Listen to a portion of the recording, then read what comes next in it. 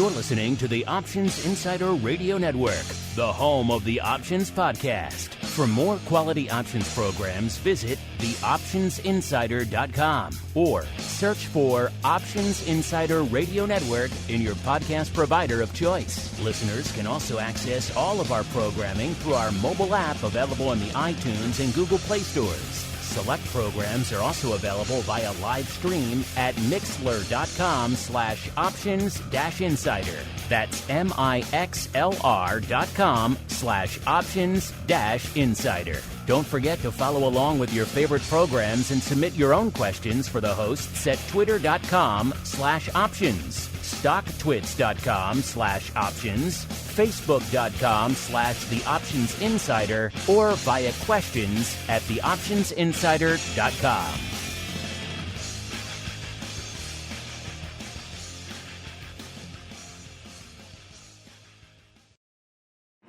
Bitcoin, Ether, Ripple, Litecoin, and more. Cryptocurrencies and other digital assets are taking the financial world by storm. This exploding market provides everything a savvy trader needs: volatility, volume, and liquidity. Provided you know how to find it. That's where we come in. Welcome to the Crypto Rundown.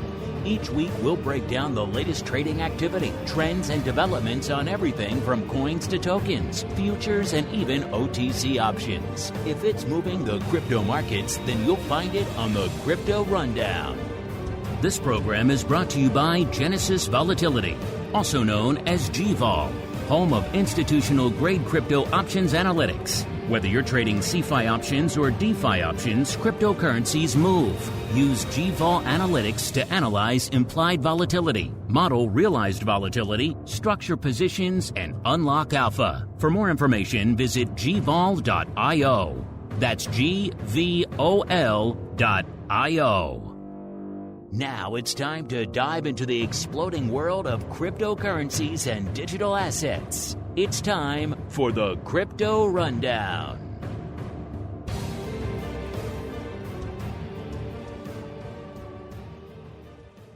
All right, everybody. That music means we are back once again with the Crypto Rundown, the program here on the Options Insider Radio Network, where we explore beyond our traditional stomping grounds of, your VIX, your Apple, your SPY, your Tesla, all those fun traditional equity and index options. Look a little bit further afield. See what's going on in the world of Bitcoin and ETH and all those fun crypto products out there. Going to talk the volume, the skew, the volatility, the OI, and a whole bunch more. My name is Mark Longo from theoptionsinsider.com, as well as, of course, on the aforementioned network, reminding you we talk about a whole lot of things here on the network. Crypto Rundown, just one of the many shows, nearly a dozen shows coming at you here, usually a couple a day here on the network. If you want to get access to all of that, wherever you're getting the Crypto Rundown, of course, make sure you've upgraded to the full network feed, so you're getting all those shows coming at you every day. If you're still a little bit new to this options thing, we know a lot of you are, then, of course, head on over to our educational programs like Options Bootcamp, Options Playbook Radio. Most of those have nearly a decade worth of content behind them, so a lot of great education available at your fingertips. So things like skew and volatility, all these terms are thrown around here, are a little bit intimidating for you. That'll help get you on the right path. And of course, if you want to go above and beyond, you have more questions, you want to join us for our Pro Q&A sessions. We're doing 2 of those this week, double Pro Q&A week this week, as well as our other exclusive shows like Options Oddities. We just gave away our April Pro Trading Crate. If you want to be part of those giveaways, and a whole bunch more, theoptionsinsider.com/pro is the place to go. It also gives you access to the live for this show, everything else we do throughout the week. A lot of great fun stuff to be found over there, theoptionsinsider.com/pro. But now it's time to kick things off by rolling out the Crypto Hot Seat. Forget about cold storage. It's time to turn up the heat on thought leaders from the world of cryptocurrencies and digital assets. It's time to take their place on the Crypto Hot Seat. All right, everybody, welcome to the Crypto Hot Seat, the portion of the show where we welcome on guests from throughout the world of crypto derivatives and indeed beyond. And today's guest is a newcomer to the program. He is John Palmer, the global head of product strategy over there at CrossTower. John, welcome to the Crypto Rundown program. Great. Thanks for having me, Mark. Pleasure to be here. And John, it's been a while since we've checked in with you guys. Our old buddy, Mr. Kapil Rathi, your CEO, he's been on a number of times. But we haven't checked in with him in a while either. It's been since April of last year, so pretty much a year now at this point. So a lot to catch up on. But before we do all that, let's start. Like we said, this is your first time. So as with all of our first timers, why don't you go ahead and give our audience a bit of an overview of your background in the options and derivatives space, as well as what it is you do day to day over there at CrossTower. Yeah, perfect. That sounds great, Mark. So I started my career in the options industry back in 2010, 2011, worked at the International Securities Exchange, or ISE for short, on the product team. And I kind of spent my time there and then also moved over to BATS Global Markets. And then through the acquisition. You must really love working with Koppel. You two are just joined at the hip, it seems like. You follow him from place to place. It's funny. Yeah, he must have regretted hiring me back at ISE, I just won't leave him alone anymore. I was going to say, you're a glutton for punishment, sir. That's right, exactly. So I spent about 10 years of my life in equity options, either building or growing exchange volumes. And before joining CrossTower, about 6 months ago, most recently was at Cboe running the U.S. options business there. So growing into SPX and VIX, which I'm sure is a big part of your show, and then also the treacherous waters of single stock equity derivatives and the 16 different exchanges that you can trade on them these days.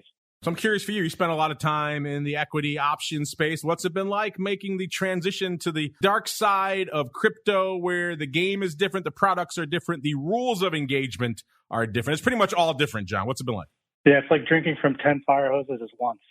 But it's been fantastic. I kind of compare it to maybe having joined the equity options business, maybe in the 80s. Or 90s, and then as it moved into the electronification mode, I came into the industry much farther along, and so joining into the crypto land as it's being developed and growing in this hyper growth mode is super exciting. There's so much to learn, so much to build, and so many ways that you can use that skill set that I've picked up throughout the years in help navigating those waters. So I find it fulfilling, and it's been a great ride so far.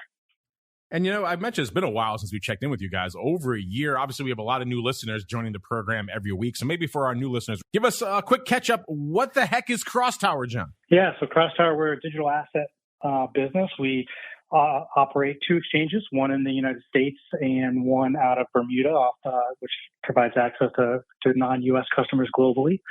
We also have a capital markets division where we service our institutional customers, and we do a number of different types of services, whether it's over-the-counter trades, and we also offer bespoke services like mining and lending to miners when needed. So basically, we look at ourselves as trying to provide any and all types of services that are needed for institutional customers in today's crypto market.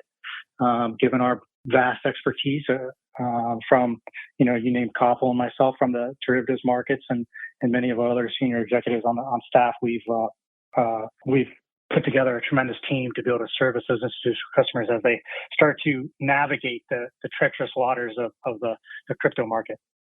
Yeah, you guys touch on many different areas of the crypto space, which is fascinating. And all those areas have been in flux pretty much since the last time we talked with you guys, John. Again, over a year, so we've seen myriad sell-offs and rallies and highs and lows and a lot of hand-wringing and then vol going away and then coming back in. There's been a lot of Sturm und Drang in the crypto market since the last time we chatted with you, John. So catch us up there as well. What's the past year been like as we've been seeing, these record new highs and then back to the lows and now flirting with all kinds of new red on the screen these days? What's that time been like over there at CrossTower, John? Yeah, a year is like a decade in crypto land. So there's with all the changes and growth going on, there's so much to talk about. But I think what great thing that we can focus on is amid all the volatility, as you expressed, is the growth of the participants. And as the days tick on, the adoption of crypto and the growth of crypto across the world, not only from a retail perspective, but from an institutional perspective, continues to grow. And I think that's a fantastic thing for the industry. And it's a fantastic place to be, to be a CrossTower, to be a part of that, and to develop products to service them. All right, let's get into some of those products then, because you guys have been busy. Like I said, it's been a year, a lot going on over there since we've caught up with you guys. And so you got some new products up your sleeve, John, including you guys are now diving into the realm of perpetual futures, which is, again, not one we see that often in the traditional markets, but has been a very popular choice in the crypto realm for some time. So walk us through these products. What do you guys bring to the table? And why did you guys decide to leap into the perpetual futures market, sir? Yeah, it's fantastic. So I joined CrossTower 6 months ago, and the intent here was to focus on derivatives, given my background. And so the best place to start was perpetual futures. It's what's been widely adopted already in the crypto market, and there's strong demand for it. And perpetual futures, like you mentioned, it's very crypto centric. So, for those listening, if you're not aware of what a perpetual future is, it's, largely different than a classic future in the sense that it never expires. So think of it like a spot contract, but, it's a future, it's a derivative. It offers you leverage. And instead of settling at some set expiration time period, you actually swap payments with the other side of the trade. So if you're buying, you swap with the seller, and you swap what's called it's called funding, and you swap payments in periodic time increments as you hold the contract. So that kind of takes care of the settlement process.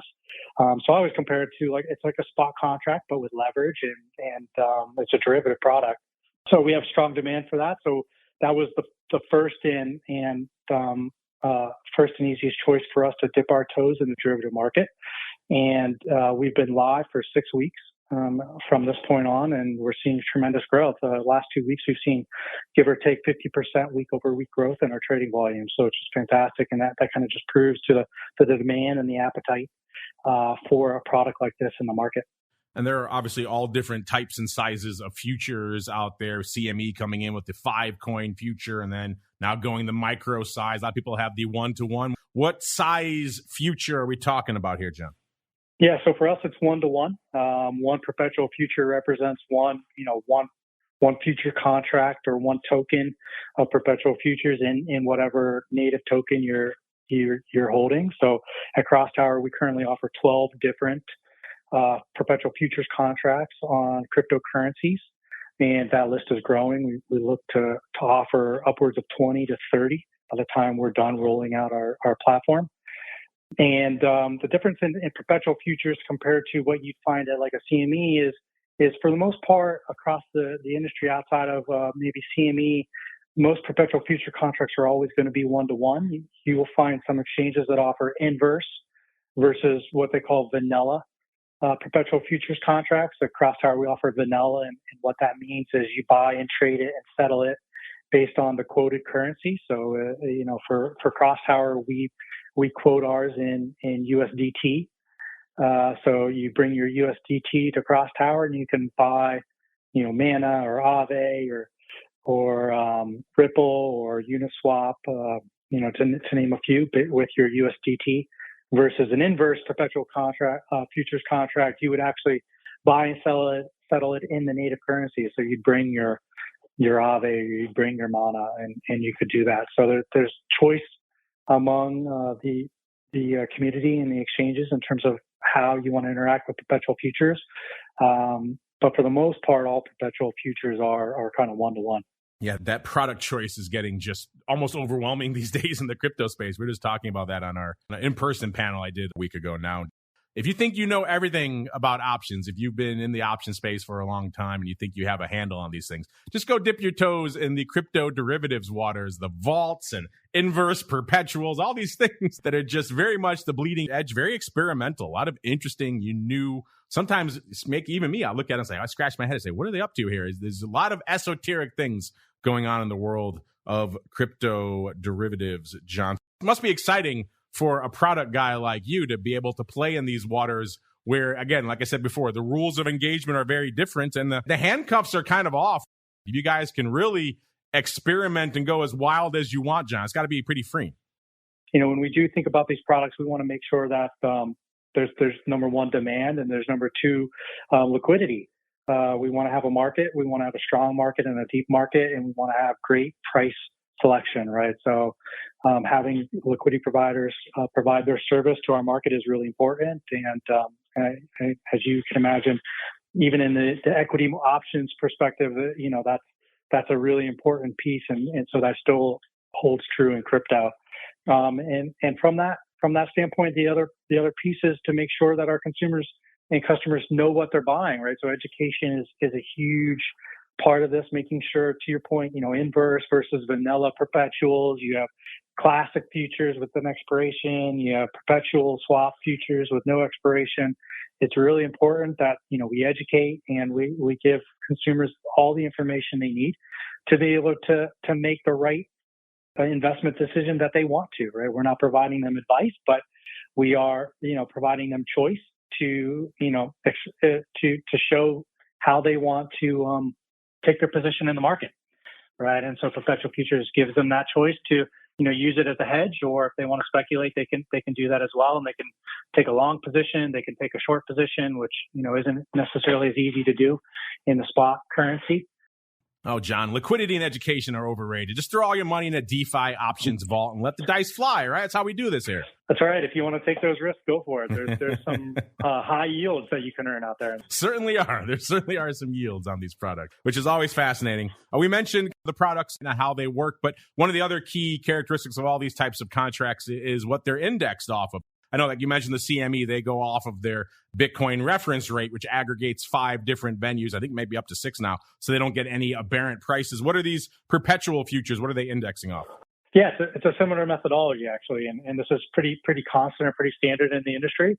From a perpetual futures perspective, there's an index. We use a number of spot exchanges with prices and weightings based on the reliability, and the deepness of each of the exchanges, kind of quantifying or qualifying the exchanges that we use, and we weight those in a similar fashion to come up with an index price that is used to compare against the current going rate of the perpetual future. It's early days, but you mentioned liquidity. It sounds like the response to these has been pretty strong so far. Yeah, absolutely. I mean, so we launched the last week of March, so we're 6 weeks in, and we're encroaching or coming very close to averaging just shy of $10 million notional traded per day.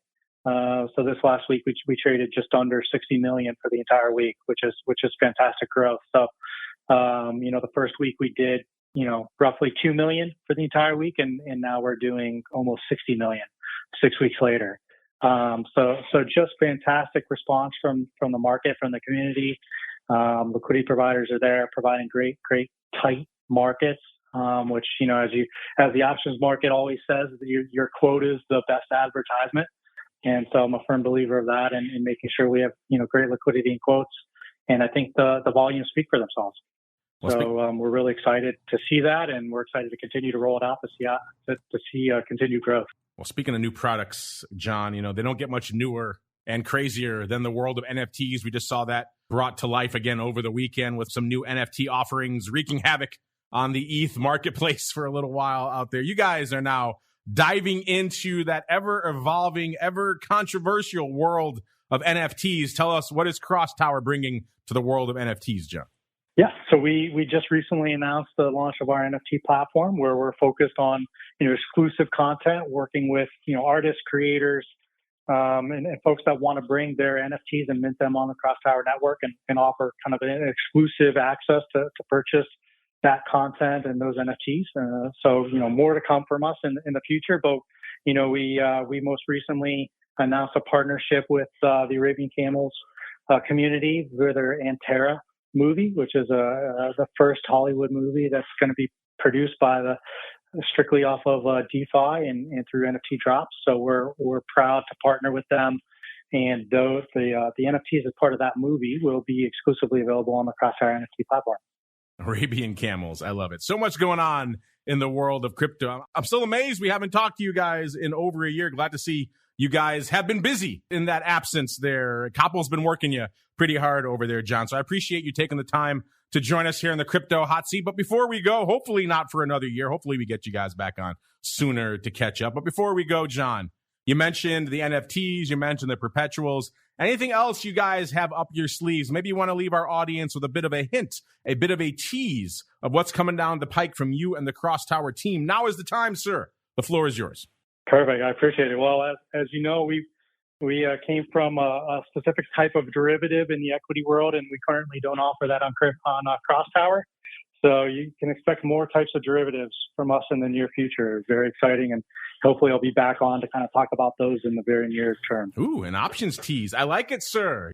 You're speaking my language now. I think the language of a lot of our listeners. Well, John, I think you just guaranteed yourself a return appearance. There we go. I like that. I'm looking forward to it. In the meantime, John, if our listeners want to check out what you guys are working on over there at CrossTower, where should they go? What should they do? Yeah, www.crosstower.com. And you can find anything from our perpetual futures to the NFT platform, and you'll find access to us. And if not, they can email us, and we'll reach out and get in touch. There you go, crosstower.com. You can also give them a follow on Twitter at crosstower_EX is the place to go. Meanwhile, we have to go on out of here and right on into the Bitcoin Breakdown. It's time to explore the latest trending activity, trends, and developments across the world's leading crypto market. It's time for the Bitcoin Breakdown. All right, everybody, welcome to the Bitcoin Breakdown. Perpetuals, NFTs, maybe options coming. Always try to give you some tastes of interesting new things that are happening and indeed to come in the world of crypto there in the crypto hot seat. Glad to see so many of you are enjoying it. Give you a bit of a respite from the blood red screens that are the crypto markets these days. Yeah, everything is pretty much moving down these days. We've said it before on many of our other shows. And this one, we'll say it again. When things start to hit the fan, when things get dicey, inflation, volatility, Ukraine, you name it out there these days, correlation tends to go to one. And the assets that maybe you thought were inversely or negatively correlated, maybe you were leaning on them for some diversification, they maybe don't perform the way you expected. So when you're looking at these assets, particularly in these moments of high stress for the market, just bear that in mind. And remember, at the end of the day, still the only contractually guaranteed inverse correlation out there is an option. So remember that when we're talking about these markets today. A little bit of red on the screen yet again. You know, everyone who's talking about, are these assets inversely or negatively correlated? I think we all have seen it right now. A lot of our recent guests have talked about crypto being more of a high beta tech allocation, and it's certainly performing like that these days. Pretty much a lot of red on the screen. We were below the 40,000 level on our last show, 39,532 to be precise. And coming into today's show, we're at about 38,129. So a wee bit lower. Not quite as low as we were over the course of the past week, though. That low came over the weekend on Saturday. 37,653 was the low. I know for a lot of you who are still kind of dipping your toes in crypto, you're still not used to checking the crypto markets 24/7. There's really no respite. You know, if you're an equity options trader, you like that little bit of a respite you get. I know some of you want after hours trading for earnings season, and that certainly would be interesting, but turning the machines off at the end of the day is kind of a nice thing. And not having that, constantly having those alerts, you know, I'm getting them all the time as I'm doing something else, and I get an alert on my phone, ETH's down 5% or whatever the case may be. Yeah, it can be, if you're not prepared for it, it can be a little bit much. So mentally prepare yourself for that when you're diving into the world of crypto. Like we said, 37,653 was the low. Coming into today's show, 38,129. So rebounding a little bit off those lows, but still pretty far distance from the 40K level out there, listeners. And the high for the week, we got to it pretty much after our last show. We did briefly flirt with the 40K level again, got to almost 40,600, 45.98. That was on Tuesday after our last show. And ever since then, it's been pretty much mostly back down to the dark side. Vol this week, now you might be thinking, if you're coming from an equity option mindset, downside translates into volatility. And that hasn't really been the case. Like you said, most of the vol bid used to be to the upside. And if you go farther out in crypto, that still remains the case. By the way, all these analytics coming at you courtesy of our friends over there at Genesis Volatility. gvol.io is the place to go to kick the tires and light the fires on this stuff and a whole bunch more. If you're listening to a show like this, if you're intrigued by the world of crypto derivatives, then you owe it to yourself. So check out gvol.io. It's literally one of the only games in town when it comes to the analytics you need to be trading these things on a regular basis out here. And coming into Showtime, that vol, they take a nice average at the money vol for us to use here on Showtime across the term structure. And that was hanging out at about a 62 last week. It's about a 60 today. So it's down 2 points, actually. And we got as low as 54 between shows. Remember, kind of throw away all of your previous conceptions of volatility coming into the world of crypto. And all it matters is what's being priced in, what the skew looks like. If you're used to equities, sell-offs usually translate to higher levels of vol, rallies to lower levels. We don't see that as much in crypto. Crypto is more like a commodity where the skew can move all over, and that's going to lead to different bids and offers for volatility in different directions at different times. So your preconceived notions of downside equates to vol, not always the case. Now, if we see protracted, extended, aggressive downside in crypto, then yeah, that's going to translate into a little bit more juice. You're going to see that put wings start to get a little bit more lively, a little bit more frothy. You're going to see vol start to creep up. But we haven't seen that. As we mentioned, we have rebounded off the lows right now. So still kind of hanging out in some interesting levels, and the vol reflecting that. BitVol, which is Simon Ho, our buddy over there, the creator of Spikes, which you talk about a lot in our Volatility Views program, also the creator of BitVol, which is kind of the Bitcoin VIX, for lack of a better word. That was at about a 62 last week, has ticked up a little bit, 63.5. Again, not a huge evolution in the vol over the course of the past week. The skew, same deal. It was negative 6.1, so pretty markedly negative on our last show. It actually has come in a little bit, negative 5.1, which makes sense. We've sold off to the lows and have bounced off those a little bit now, so maybe some of that more dire downside has mitigated somewhat as we've rebounded. If we start testing those lows and maybe break through 37,500 again, we might see something that skew will probably change. But for now, hanging out a little bit less negative than it was this time last week, exactly a point. And Simon's Bit Skew, again, he also measures the skew out there, reflecting something similar. It was a 99 on our last show, 98 this week. So again, not a huge evolution on the vol or the skew front, more of a modest change out there. Of course, when you come to OI, we saw a bigger change. Remember, April has rolled off the board since our last show. It took over 47,000 contracts with it. That was the OI in April on our last show. So obviously more probably opened before the end of the week. All of that gone now, listeners. So that means our number is going to be a little bit lower this time compared to last week. So the calls open on Deribit, 107,000 contracts open right now. That's down 17,000 contracts from this time last week. The puts are 53,250. So that's down about 9,250 from what it was this time last week. So again, a lot of OI coming off the board, and Deribit probably going to see something similar when we get to ETH in a little bit. Looking at where you folks are lining up from an expiration perspective right now, on Deribit, the big dog is June, 54,700 contracts. It's up not even 1,000, about 700 contracts from this time last week. And then May sliding in there at number 2 with 33,000 contracts even. That's up about 4,200 contracts from this time last week. And then September sneaking back into the top 3 again now that April is gone with about 25,500 contracts. Looking at where you folks are lining up, what are the size positions right now in Bitcoin options? Let's start at the bottom and work our way up. Number 5, the 30,000 strike. That has 9,200 contracts open.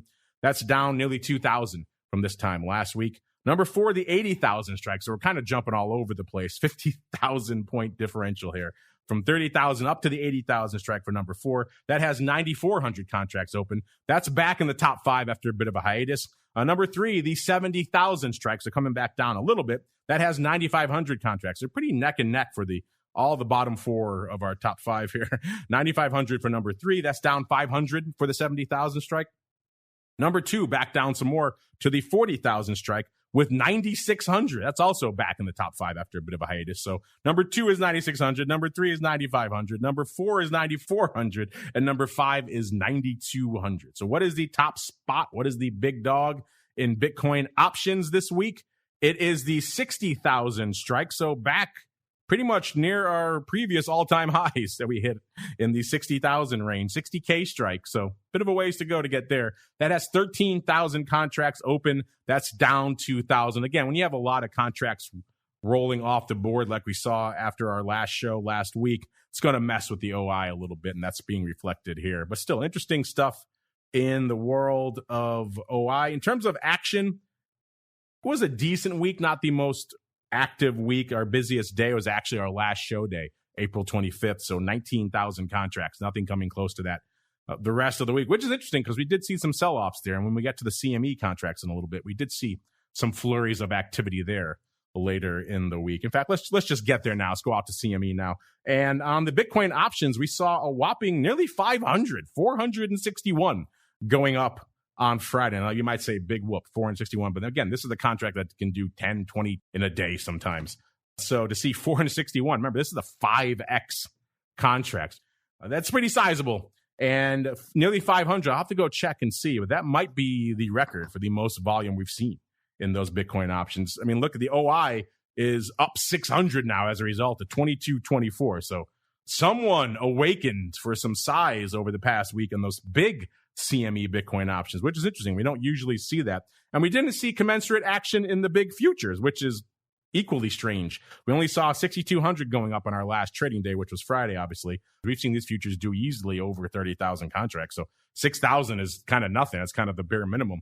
And the OI is actually down 1,000 to about 10,000. So we didn't see a commensurate influx in the big futures that we saw in the big options, which is kind of interesting. That makes me want to go dig into that Friday paper and see what they were up to out there that totaled 461 contracts. Maybe we'll get to that a little bit later this week on TWIFO, This Week in Futures Options, listeners. This sounds like we had a pretty active week. And of course, it came after our TWIFO show. It came on Friday, so we couldn't break it down on that show. Because what fun would it be if we had it live during our show, right? The micro Bitcoin futures also not exactly blowing the doors off on Friday. 13,000 going up. That's kind of about average for them, maybe a little bit below average. And the OI ticking down about 1,000 to 20,000. So it seems like there was just an awakening of paper in the big Bitcoin options on CME last week, which is, again, they've been waiting for that for quite some time. Maybe a new customer turning on over there. I'm not sure what it was.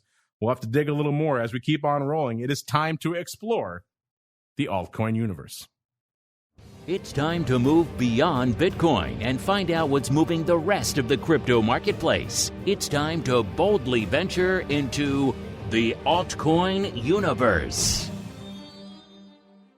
All right, everybody, it is time to explore the altcoin universe, where we talk about everything outside of the big dog, that is Bitcoin, except for right now, where we talk about market cap, the top 10 market cap. Kind of hard to escape Bitcoin in that conversation, but this market cap has been evolving as we have continued to see more and more red on the screen week after week. The number 10 spot is fascinating to watch because that has been very much in flux over the past month, with new names fighting their way into the top 10 and getting knocked out. Avalanche had a strong grip on it for quite some time. They are now booted from the top 10. Number 10 is now Terra USD with 18.5 billion. That also shows you how much the market cap has come off. Only 18.5 billion to break into the top 10 now. Used to be firmly into the 20 plus billion, if not 25 billion camp. So the mighty have fallen a wee bit here. Listen, it was Doge last week. We've seen a lot of names fighting for that number 10 spot. This week, Terra USD. Number 9, our old friend Cardano, a little bit lighter this week as well. It's at about 25.8 billion. That's usually, again, the starting point for where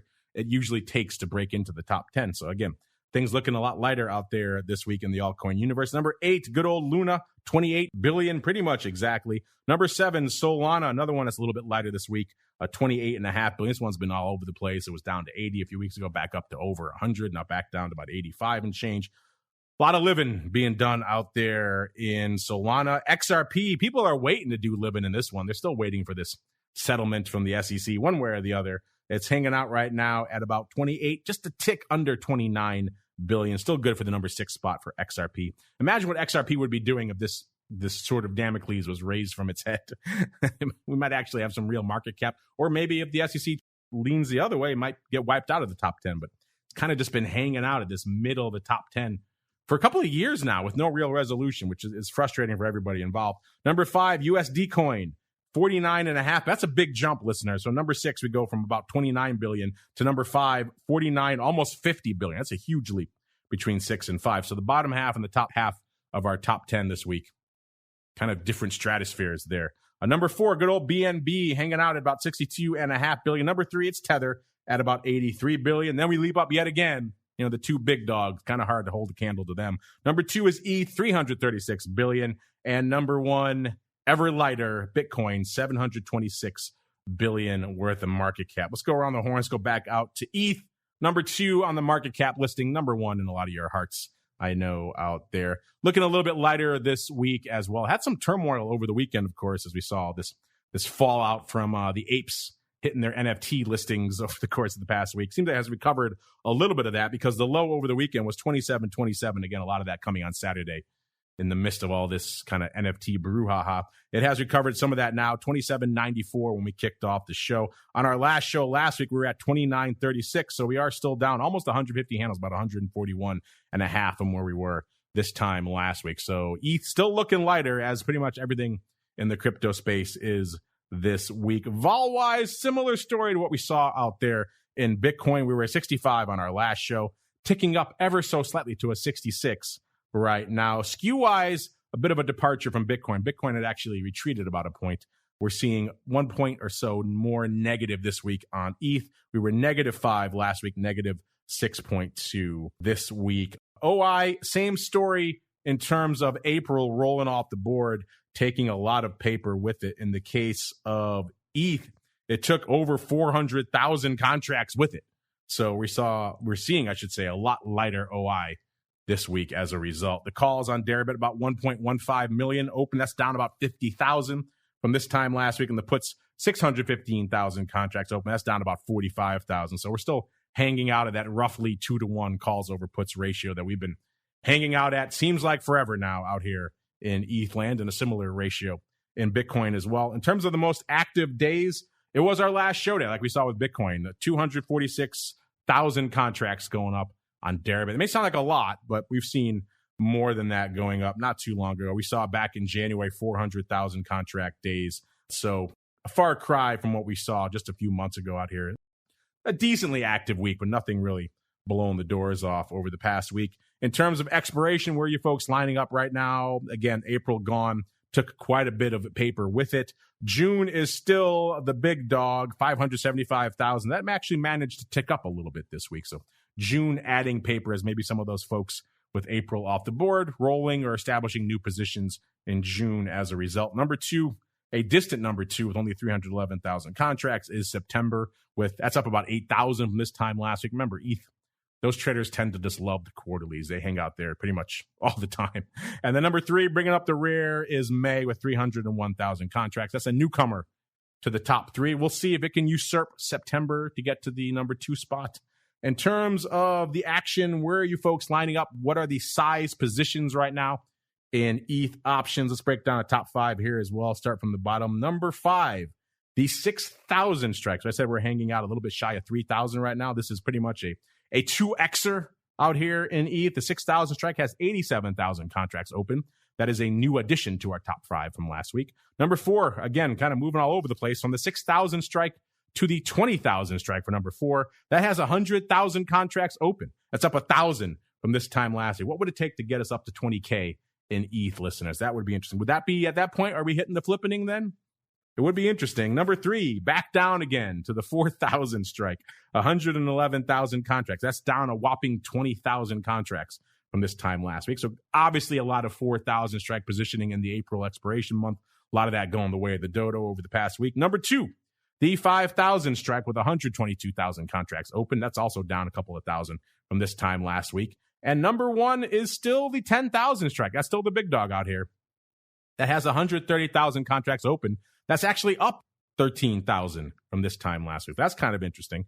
So new positioning on the 10,000 strike since our last show to the tune of 13,000 contracts, actually 1/10 of the entire OI on that strike. So again, 20,000, forget that. What about 10,000? What would it take to get us to 10,000 in ETH right now? That's pretty much, you're talking a doubling from the all-time high, a little more than that. So it'd be quite the run. But again, crazier things have happened in the crypto landscape. Would that be the flipping at that point? With 10,000, is that enough? Probably not.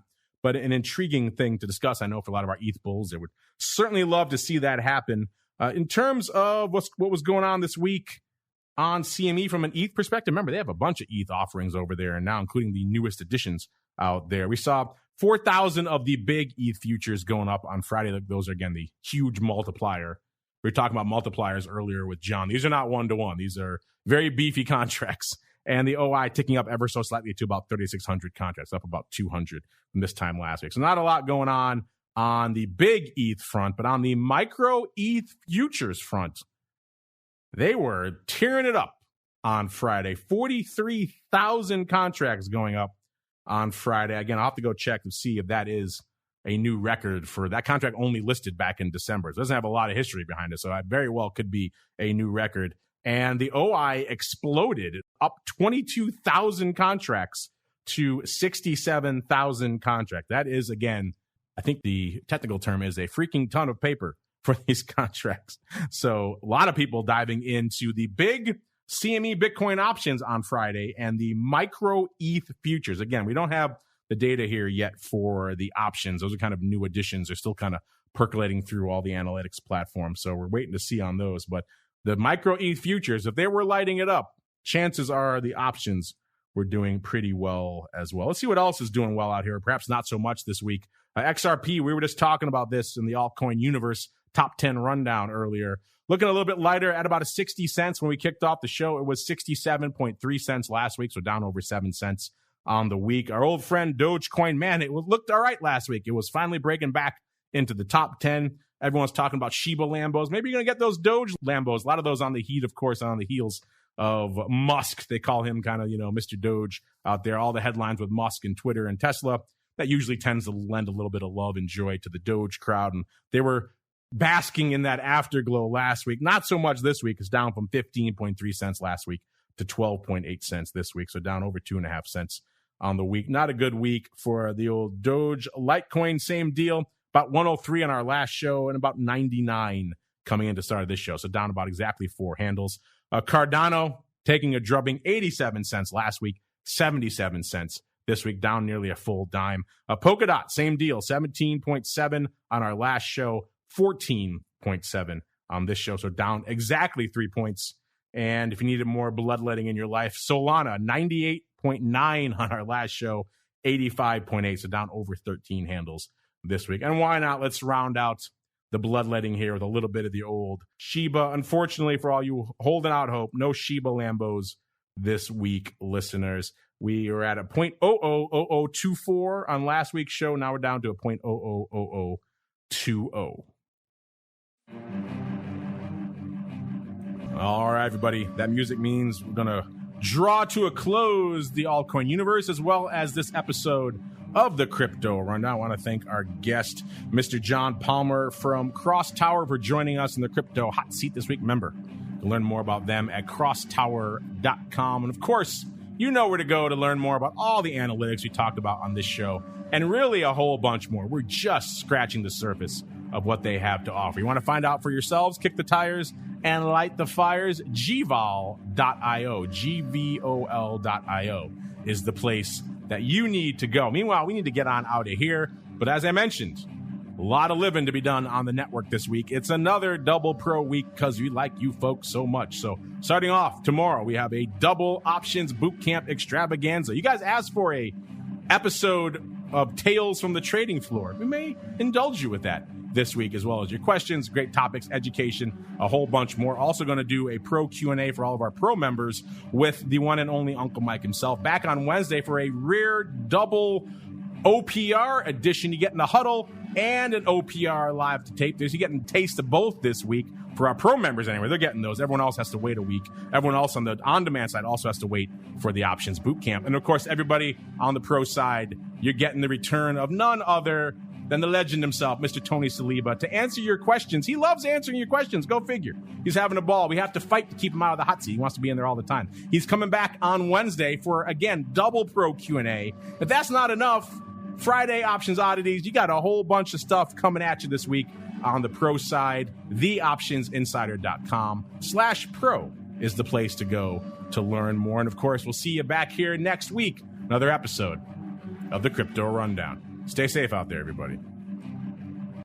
This program is brought to you by Genesis Volatility, also known as GVol, home of institutional-grade crypto options analytics. Whether you're trading CeFi options or DeFi options, cryptocurrencies move.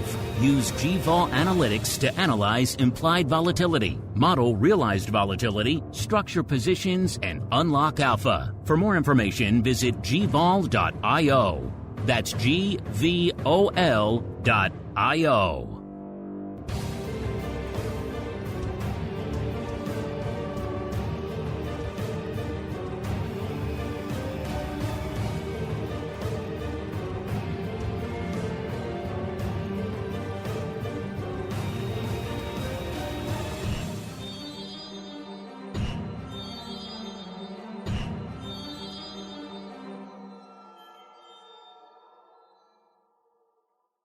You're listening to the Options Insider Radio Network, the home of the Options Podcast. For more quality options programs, visit theoptionsinsider.com or search for Options Insider Radio Network in your podcast provider of choice. Listeners can also access all of our programming through our mobile app available in the iTunes and Google Play stores. Select programs are also available via live stream at mixlr.com/options-insider. That's mixlr.com/options-insider. Don't forget to follow along with your favorite programs and submit your own questions for the hosts at twitter.com/options, stocktwits.com/options, facebook.com/theoptionsinsider, or via questions at theoptionsinsider.com.